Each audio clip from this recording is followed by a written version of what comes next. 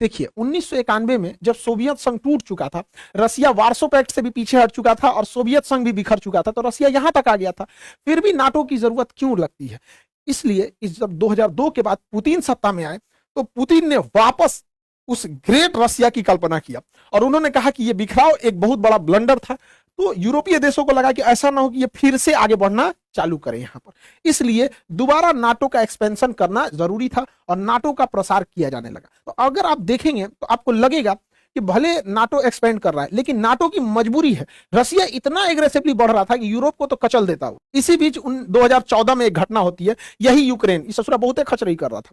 तो यूक्रेन जो था वो कह रहा था कि हम रसिया के प्रभाव से मुक्त होना चाहते हैं और यूरोपीय यूनियन का सदस्य बनना चाहते हैं ताकि वो इस पूरे देशों में अपना सामान बेच सके, यहां से ज्यादा कनेक्टिविटी हो सके। उस समय पुतिन का कहना था कि रूस के प्रभाव से तुम जा रहे हो यूरोपीय यूनियन में, लेकिन बाद में तुम नाटो में चले जाओगे। और नाटो में जाने का एक लॉस ये है कि नाटो के 31 देश एक दूसरे के सैन्य ठिकानों का यूज कर सकते हैं। अब देखिए नाटो में जो है 31 देश है, उसमें अमेरिका भी है। अगर यूक्रेन नाटो में चला जाता है तो नाटो सेना के संविधान के अनुच्छेद 5 के तहत कोई भी देश एक दूसरे के सैन्य संगठनों का यूज कर सकता है। तो यूक्रेन की सीमा तक अमेरिका की फौज आ जाएगी। अब बताइए रूस क्यों ना चिंतित हो कि यूक्रेन अगर चला गया नाटो में तो नाटो की सेना कहां तक आ जाएगी? रूस की सरहद तक आ जाएगी। तो उस समय 2014 में पुतिन ने काफी समझाया था, लेकिन यूक्रेन कहा कि ना हम जइबे करेंगे यूरोपीय यूनियन में। तो यूक्रेन का एक निचला भाग जिसका नाम क्रीमिया था, 2014 में रसिया ने क्रीमिया पे अधिकार कर लिया और कहा कि यह क्रीमिया रसिया का हो गया। तो ये तो यूरोपीय यूनियन में चले गए और यह साबित सही हुआ। पुतिन ने कहा था कि शुरुआत में ये जा रहे हैं यूरोपीय यूनियन में, बाद में चले जाएगा ये नाटो में, और वही हुआ। जैसे आए 2020 से ही जेलेंस्की, अब इन लोग को लगने लगा कि भैया हमारा देश है, क्रीमिया तुमने कैसे ले लिया? क्रीमिया कैसे ले लिया? हमारा देश है, हम चाहे अपने देश को नाटो में ले जाए या कहीं ले जाए, हम यूरोपीय यूनियन में आ चुके हैं, अब हमको नाटो का भी सदस्य बनाया जाए। अभी सोचिए रहा था कि बनाया जाए कि नहीं बनाया जाए, ताबातोड़ मार दिया पुतिन हमला करके यूक्रेन। आज सत नहीं, तुम जब सदस्य बनेगा तब ना आर्टिकल 5 लगेगा और बाकी तुमको बचाने आएंगे। अभी कोई इसको बचाने नहीं आ रहा। और यूक्रेन को केवल ऐसे ही हथियार प्रोवाइड कराए जा रहे हैं जिससे यूक्रेन केवल अपनी सुरक्षा कर सके, क्योंकि नाटो और पश्चिमी देश भी यही चाहते हैं कि रूस इसी में उलझा रहे और बाकी ये लोग विकास का काम करते रहे। देखिए 1 साल से लड़ाई हो रही है, हमारा देश भी बहुत तरक्की कर रहा है। मोदी जी कभी ऑस्ट्रेलिया जा रहे हैं, जापान जा रहे हैं, अमेरिका जा रहे हैं, मिस्र जा रहे हैं, लेकिन जरा रूस को देखिए 1 साल से उलझा हुआ है। अगर उसको 10 साल ये लोग उलझा देंगे तो रूस बहुत पीछे चला जाएगा। तो ये नाटो वाले भी नहीं चाहते हैं कि यूक्रेन का युद्ध बहुत जल्दी खत्म। रूस के लिए सबसे बड़ा सरदर्द क्या हो गया कि वो सोच रहा था कि यूक्रेन नाटो में न जाए, लेकिन यूक्रेन में तो उलझ गया। इसी बीच जैसे रूस ने यूक्रेन पर हमला किया, बाकी के देश डर गए सब। अब फिनलैंड को लगा कि ससुरा कहीं हमको भी रूस मत मार दे, हमको भी रूस मत मार दे। तो फिनलैंड ने कहा कि भैया हमको नाटो ज्वाइन कर लो, क्योंकि अगर हमको रसिया मारेगा तो नाटो का आर्टिकल 15 के तहत बाकी के सारे देश मिलके मारेंगे। फिनलैंड कहा कि हमको भी शामिल करो भैया, यूक्रेन के बाद हमारा नंबर है यहां पर।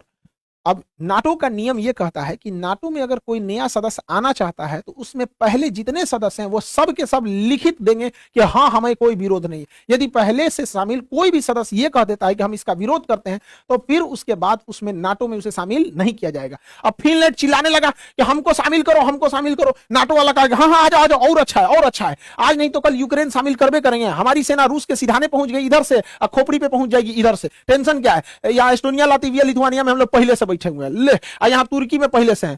तुर्की अड़ंगा लगा दिया, कहा ना तो भाग यहां से फिनलैंड। अब फिनलैंड कहा कि रे तुर्की तुमको क्या हुआ रे, तुम क्यों विरोध कर रहा है मेरा? देखिए तुर्की ब्लैकमेल कर दिया नाटो को। तुर्की ने क्या कर दिया? नाटो को ब्लैकमेल कर दिया, क्योंकि तुर्की के पास पावर था कि जब तक तुर्की लिखित नहीं देगा, यानी सारे देश रेडी नहीं होंगे, तब तक कोई नाटो में नहीं आएगा। और तुर्की पहले से उसका सदस्य था।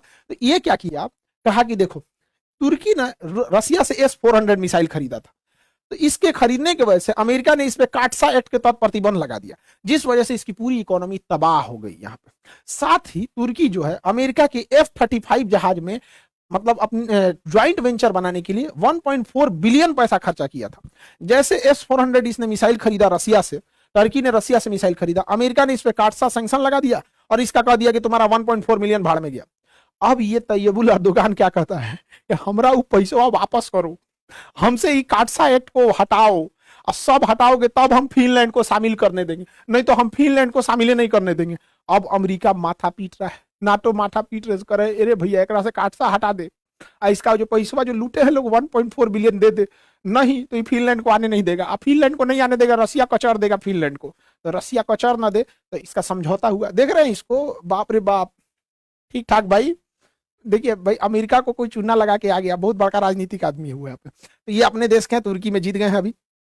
तो तुर्की ने फाइनली जब ये सब तुर्की से ये सैंक्शन हटा लिए गए, तुर्की ने कह दिया हाँ फिनलैंड भी आ जाए नाटो में, और नाटो में ससुरा फिनलैंड आ गया। और ये रसिया के लिए सबसे खराब बात है, क्योंकि फिनलैंड जो है वो नाटो के यहां आने से रसिया का सबसे बड़ा लॉस होता है। तो ये कोला प्रायद्वीप पर, ये प्रायद्वीप का नाम है कोला प्रायद्वीप, प्रायद्वीप का नाम है कोला प्रायद्वीप। रसिया में यही एक ऐसा जगह है जो ठंड के दिन में, कोल्ड विंटर सीजन में जमता नहीं है। ज्योग्राफी में हम पढ़ा दिए हैं, यहाँ एक नॉर्वे की गर्म समुद्री जलधारा चलती है जिससे कि वहां का समुद्र बर्फ से जमता नहीं है। तो ठंड के दिन में रसिया का मात्र एक बंदरगाह है, मुर्मुस्क बंदरगाह, जो इस कोला प्रायद्वीप पर है। यूपीएससी में भी क्वेश्चन पूछा था, मुर्मुस्क बंदरगाह क्यों नहीं जमता है, तो नॉर्वे की गर्म जलधारा की वजह से। कोला बंदरगाह, कोला प्रायद्वीप पर मुर्मुस्क बंदरगाह नहीं जमता है। अब जरा देखिए, अमेरिका यहां आके बैठ गया, यूक्रेन में उलझा दिया रसिया को, रसिया उलझ गए यूक्रेन में, अब यहां ले आके बैठ गया यहां पर। अब रसिया का सबसे जरूरी चीज है ये कोला प्रायद्वीप, क्योंकि इसी कोला प्रायद्वीप पे रसिया की नेवी